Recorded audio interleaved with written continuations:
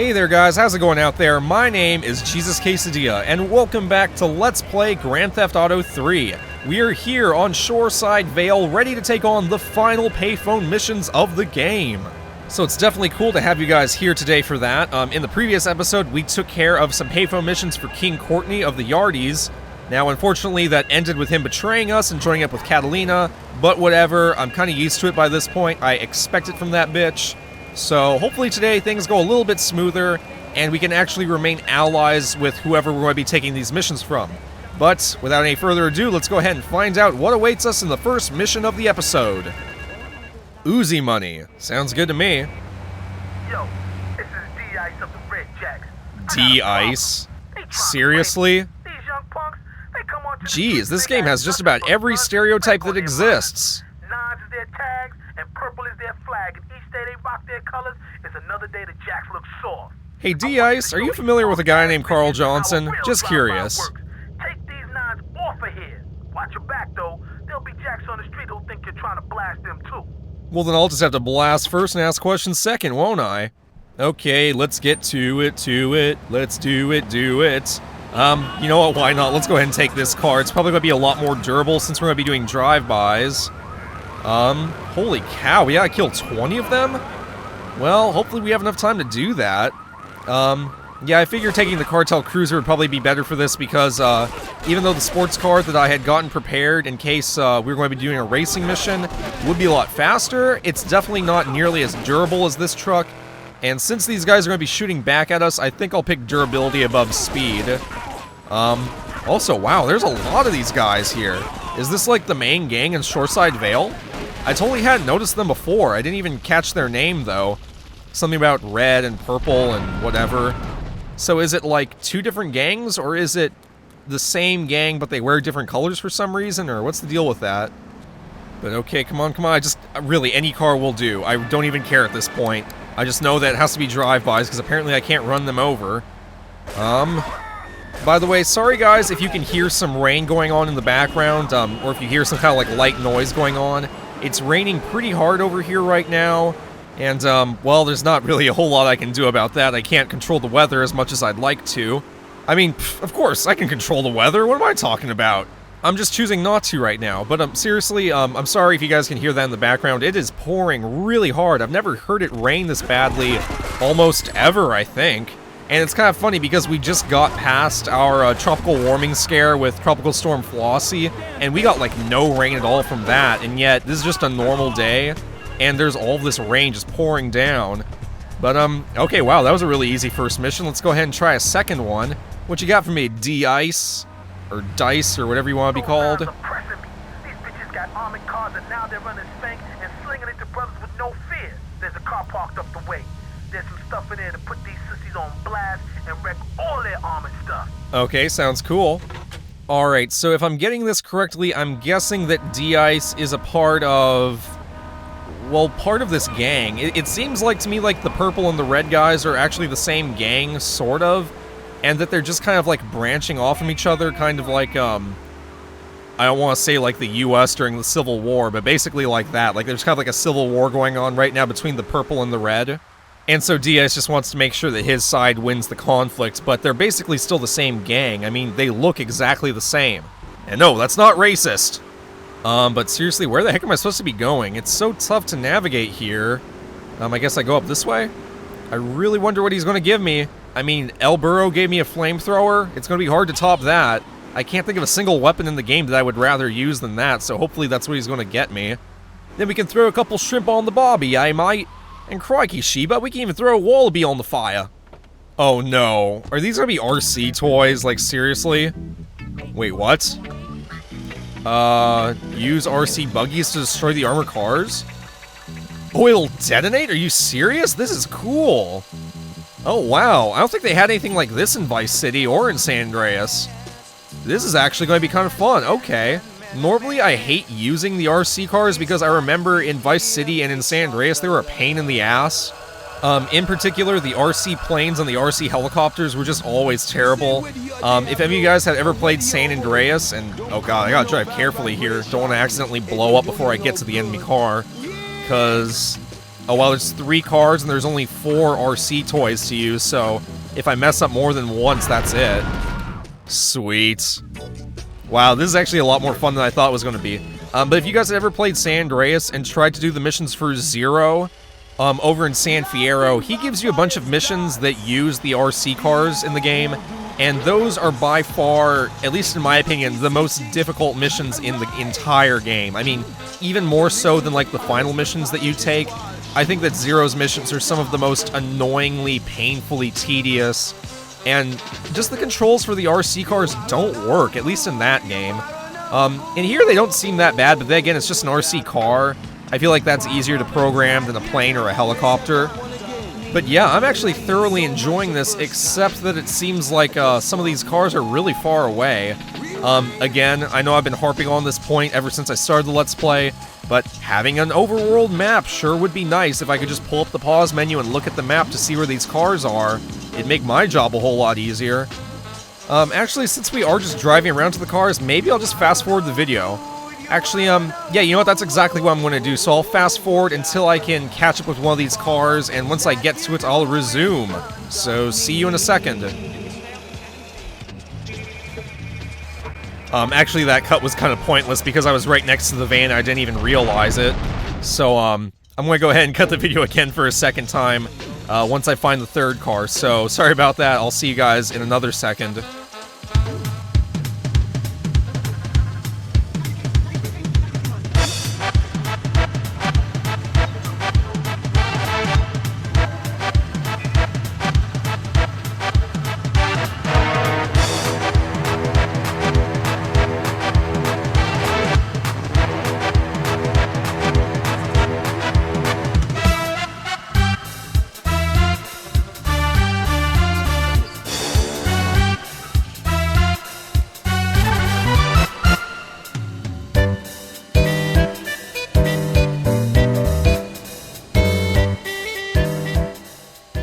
Alright, we should be coming up on it right about now. Yup, there we go. And that's mission pass. Sweetness. Okay, so that's 2 missions down. Yeah, I think that pattern that I mentioned in the previous episode, I think that's probably going to hold true. I'm guessing that probably 4 missions total for D-Ice, so we're halfway through already. Not bad, we're doing pretty good on time, especially once I make those edits. But alright, D-Ice, let's see if you can keep up this hot streak, because so far both of your missions have been pretty fun. Let's see if you can keep that going, because King Courtney's first couple missions were fun, but then we got that crappy car collecting mission and that kind of ruined it, so... Pick up my car and take it over to the garage on St. Mark's, alright? Seriously? Let them defuse that. Let them take care of that bomb. The clock's ticking and the wiring is messed up. One pothole too many and that thing could blow. Now move it. I shouldn't even have said anything. Really? A timed bomb defusal mission? Yeah, we totally haven't seen one of those before. Okay, well, let's go ahead and... The timer's already counting down, but I'm not even in the car yet. Well, that kind of sucks. Okay, well, let's hurry up and race on over there. I hope it's a really nice car. I mean, if I were you, D-Ice, I don't know about you, but I'm pretty much loaded, and I steal cars anyway, so I wouldn't really mind losing a car if they rigged it with a bomb. I'd just let it go. Is it really worth the trouble to take all the way over to Portland to get defused? Eh, well, it's a sports car, whatever. So, how are you guys doing out there? As always, I just hope that your day is going well. I like to do this in my videos because I feel like, it's just kind of nice to say hi occasionally and not necessarily talk about the mission going on, especially if I'm just kind of driving around from destination to destination. I have a lot more fun talking to you guys about whatever's going on, so, yeah. Oh, looks like the rain is starting to finally let up outside my house. I don't hear it anymore, which is good, because I was kind of considering not even recording a video tonight because the rain was so damn loud. I had started to record a little bit earlier, and I ended up scrapping the recording after about, well, like 30 seconds. Like, I didn't even get in through my intro, because I could hear all of this rain coming through on my playback on the mic that I have, which, again, it's so nice. I mentioned a couple videos ago that I had gotten a new microphone, the Blue Yeti, and it has a playback feature, or not playback, but you can hear yourself while you record, which is probably my favorite feature on this microphone that my old one didn't have. And I could hear all this rain coming through. I could barely even hear myself talk, so I'm glad that's finally starting to die down a bit. Hopefully I can finish up this recording before it comes back. It looked like there might have even been some lightning outside, which is so weird. I mean, living in Hawaii, I guess you just never expect to really see that type of weather condition because it's always so bright and sunny most of the time. Well, I guess depending on what part of the island you live on, it can tend to be rainy sometimes.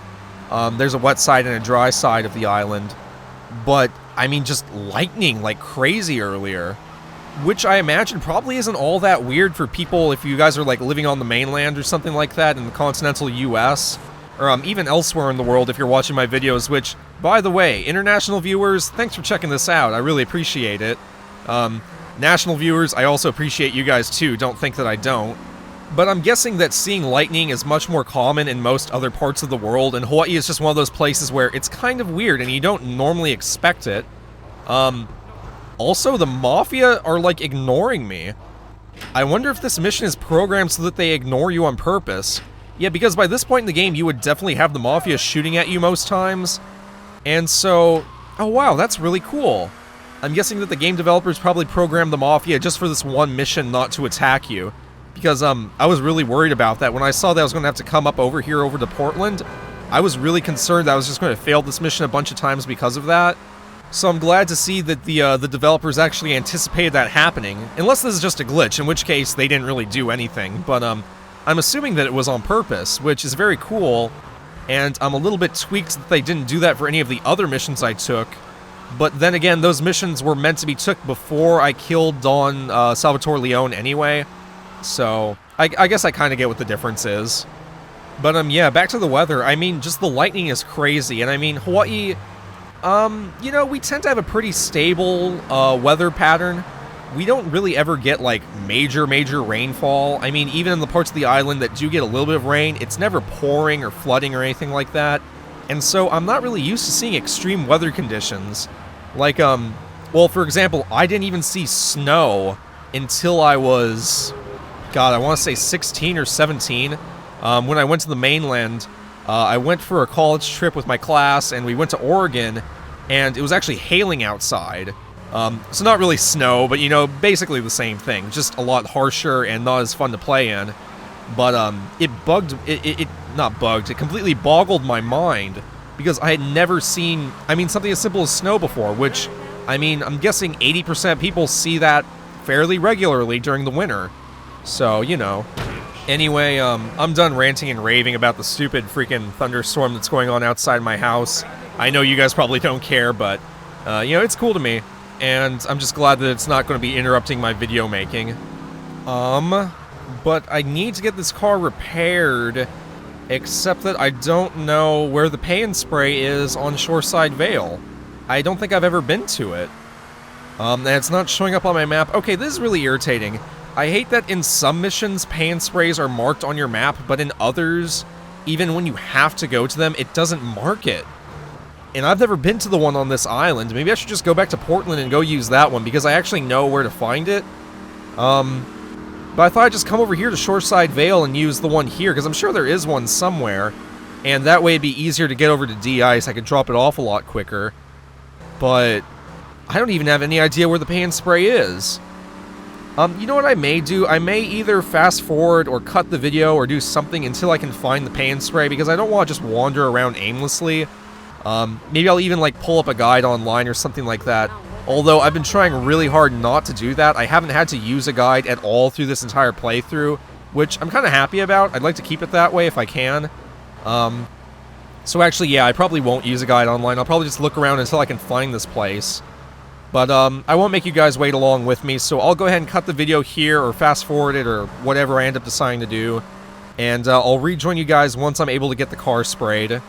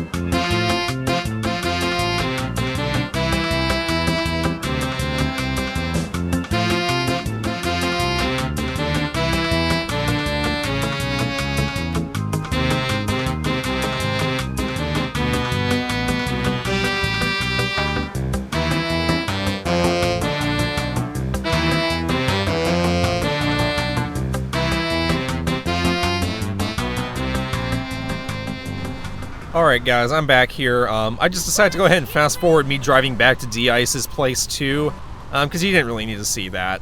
But I was able to find the paint spray after looking around for a really fucking long time. It was really difficult to find because the Shoreside Vale, I'm realizing now, is kind of weird. It's almost split off into a couple different sections of land that are kind of weird to navigate through. I mean, I don't really know how to describe it. Also, great, my car's on fire. Fucking beautiful.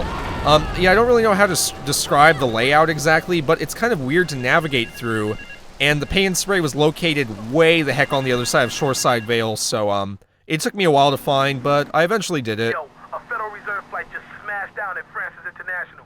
There's platinum all over the strip. What? Get a car and snatch up as much as you can. You can drop the bling off at one of my garages. Nice. Platinum is mad heavy, and it'll slow your wheels down some, so make regular drop-offs at the garage.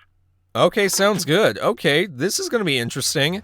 I kinda want to keep some of the platinum for myself, though. That stuff's gotta be really valuable.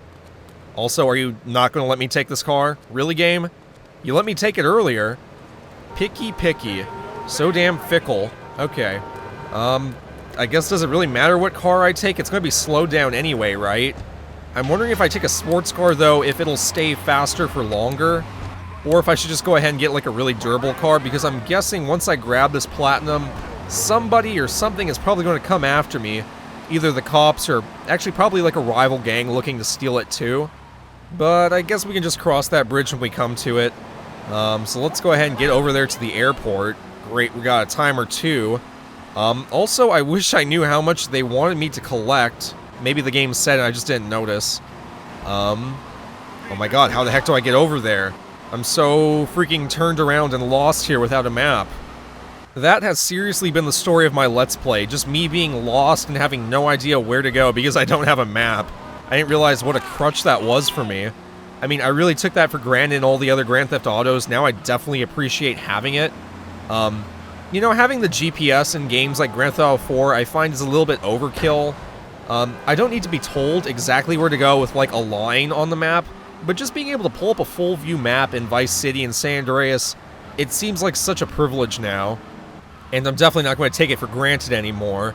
Actually, speaking of maps, I was playing, what game was it? I think it was Far Cry 2 the other day. I believe it was Far Cry 2. Someone can correct me if I'm wrong, but I think that's what the game I was playing was. And I really like the way they did the map in that game because when you press pause to bring up the map or to look at it, your character actually pulls up a map in first-person view, and so it's integrated into the game that way. And maybe other games besides Far Cry 2 have also done that. I get the feeling some that I can't really remember off the top of my head probably have, but that's just the game that immediately comes to mind. I really like that system, because it doesn't break the game. Pause menus kind of take you out of the immersion and everything like that. I really like the way Far Cry 2 did it because... Oh, whoa, holy crap, that really slowed my car down. Holy shit, there's a lot of this stuff too. How much am I supposed to get? Okay.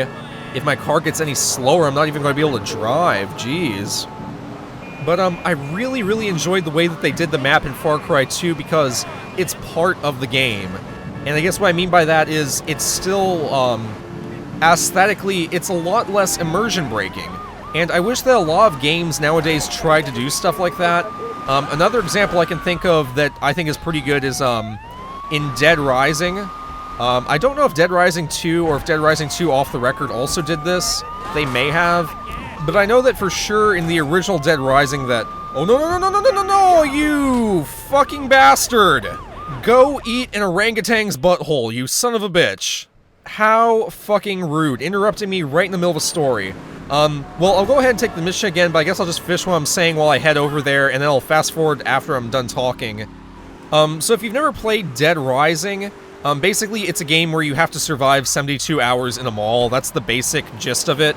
And in order to keep track of your time, they actually give you a watch that you have to look at on your character's wrist in the game. So, I mean, there's also a separate pause menu, but anytime you want to check the time or assign missions that you want to track or stuff like that, the button that you press, instead of bringing up in like an artificial menu, it'll bring up this stopwatch, which I think it just fits within the game world a lot better. And instead of like, blatantly telling you to your face that it's a game. It seems more like an experience, I guess. Hopefully I'm at least somewhat successfully making my point. Basically what I'm trying to say is that I wish that games integrated their menus and things like that to make it less like a game and more like you're actually that character. Not that you're playing as the character, but that you are embodying that character. And so, instead of, say, looking at a game map at a pause menu, it's just a lot more cool to me to be looking at a physical map in the game world. And, yeah, anyway, that's the end of my rant. I'm going to go ahead and take the mission again. So I'll fast forward the video here, and I'll check you guys again in a second.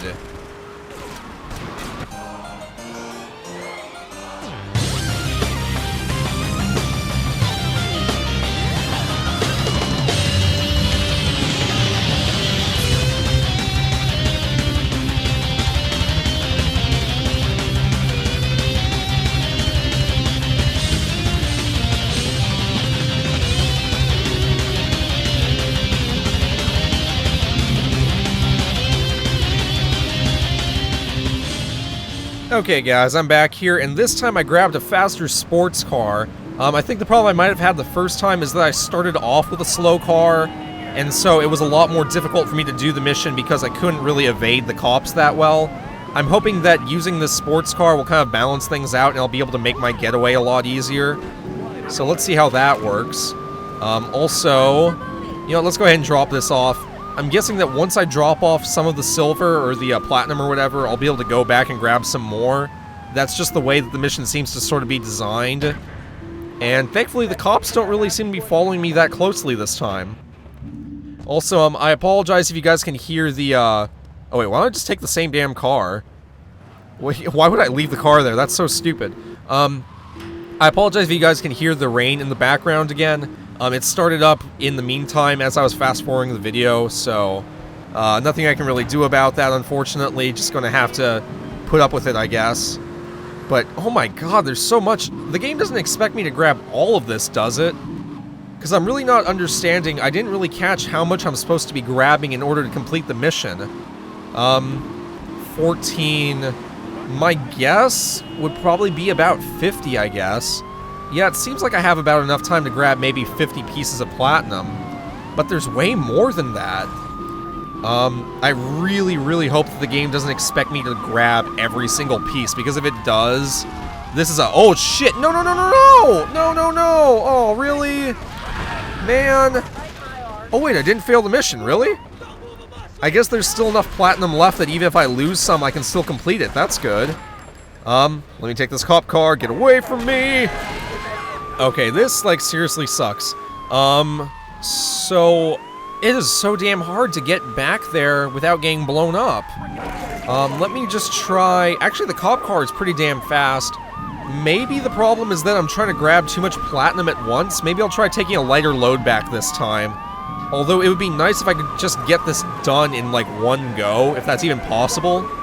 But, yeah, I'm guessing the total amount of platinum I need to grab, it's gotta be at least 50, right?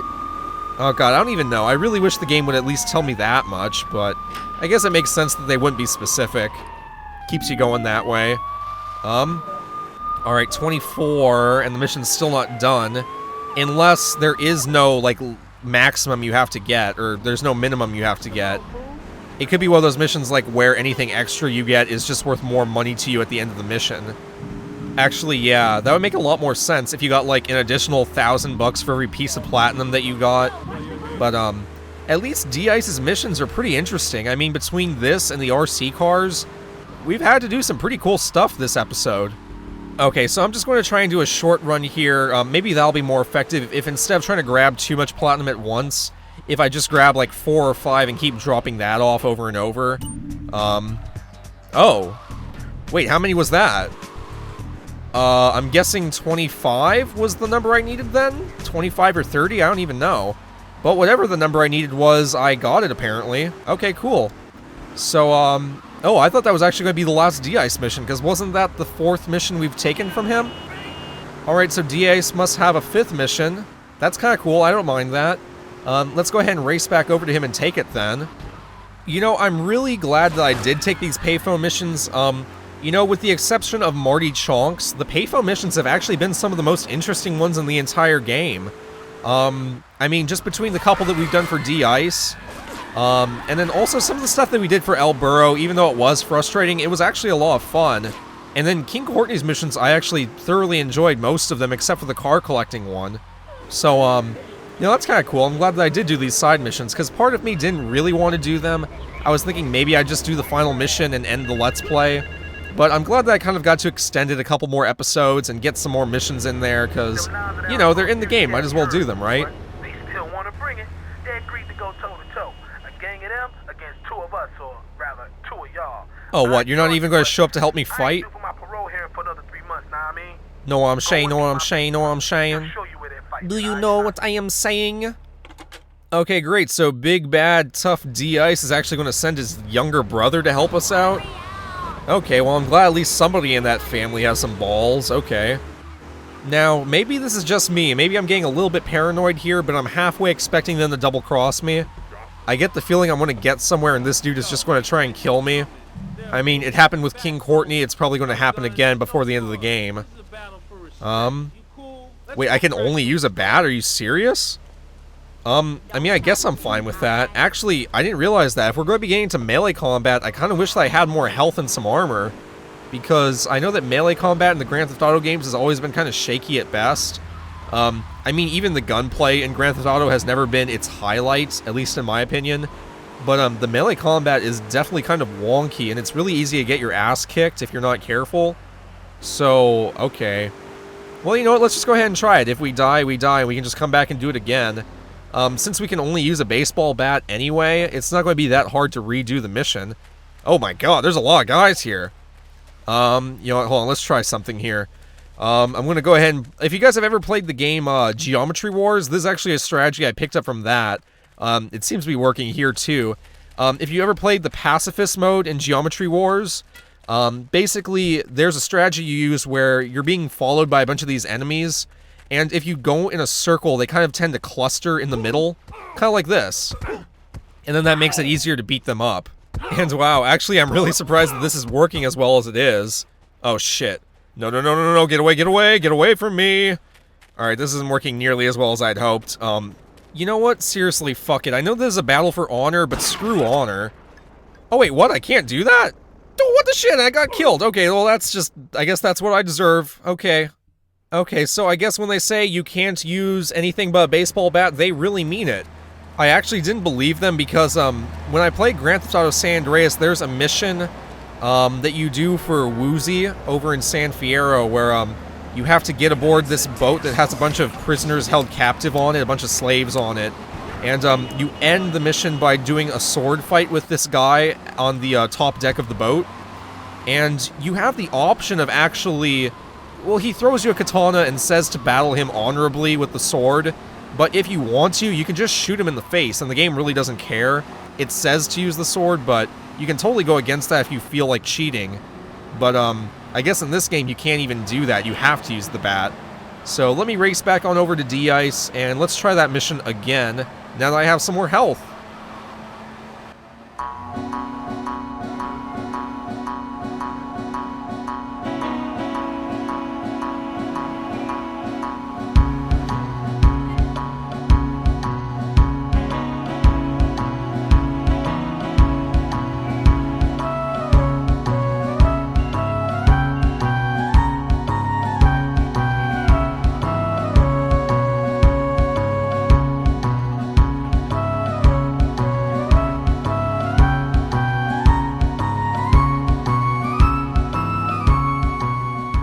Alright, I'm back here. I'm going to go ahead and take care of these guys. They probably won't be that tough. I'm realizing something, though. This entire time I've been recording the episode, something was really bugging me. The name D-Ice sounded really familiar to me, and I wasn't sure why. I mean, of course, I think it's like a riff on Ice-T or Ice Cube or those guys. But more than that, the name D-Ice, for some reason, was just really ringing a bell, and I finally here realized what it is I was thinking of. If you guys have ever played the fighting game Def Jam Vendetta, or Def Jam Fight for New York, or Def Jam Icons, there's a character named D-Mob, and so that's what I was thinking of. For some reason, D-Ice reminded me of D-Mob, and D-Mob was actually one of my favorite characters in that game. By the way, I'm totally killing D-Ice's younger brother because I can. Because if I had a pocket full of fucks, I wouldn't give a single one. And, I don't know if that pissed off D-Ice or something, but, apparently we don't have any more missions for him, so that sounds good to me. And you know what that means, guys? That means next episode will be the final episode of the Let's Play. That's right, we're going to finally take on Catalina one-on-one. Well, actually, now that I think about it, probably not one-on-one, because there's no way she's going to give us a fair fight. But we're going to take on Catalina in the final mission of the game. So that'll be next time, guys. Thank you again for joining me here today, though. Once again, my name is JesusQuesadilla, and if you enjoyed the episode, please feel free to subscribe to me, and that way you can stay updated anytime I post new videos to my channel. In any case, though, guys, it has been a whole lot of fun, and until next time, this is JesusQuesadilla signing out and wishing you well. Peace!